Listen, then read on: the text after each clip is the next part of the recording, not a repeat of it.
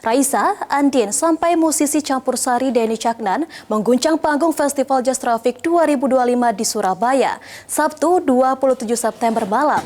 Festival musik yang diangkat dari program siaran radio Suara Surabaya ini mengangkat tema Be Yourself.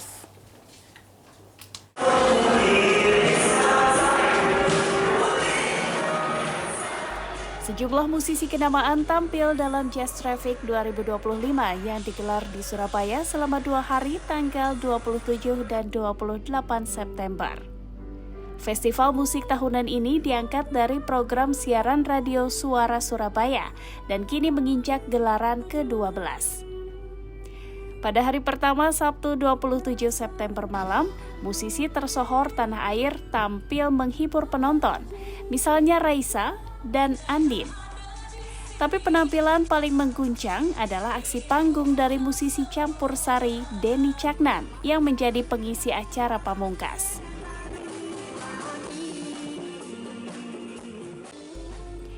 CEO Suara Surabaya Ferry Firmansyah sebagai penyelenggara menjelaskan Festival Jazz Traffic tahun ini mengangkat tema Be Yourself.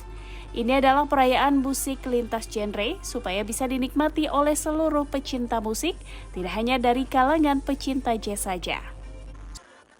Bukan hanya seperti tadi festival, ini perayaan budaya. Artinya mengharap bahwa Denny Caknan dengan yang mungkin bukan genre jazz bisa tampil dan bisa menghibur masyarakat Surabaya itu masyarakat Jawa Timur yang hadir di acara ini. Harapannya buat tahun depan ya, semoga lebih banyak lagi. Apanya? Ya ininya, band-bandnya, artisnya, kayaknya kurang deh. Ya, banyak ya. Tadi cuma musiknya aja, mungkin lagunya yang lebih dikenal. Ya, biar kita bisa menyanyi. Jadi kita jarang nyanyi, joget aja. Festival Jazz Traffic diharapkan bisa mengundang musisi internasional untuk gelaran di tahun-tahun berikutnya. Sementara untuk tahun ini menghadirkan penyanyi dari negeri jiran Malaysia, Sheila Majid, yang bakal tampil sebagai artis penutup pada Minggu 28 September. Dari Surabaya, Jawa Timur, Hanif Nasrullah, Kantor Berita Antara mewartakan.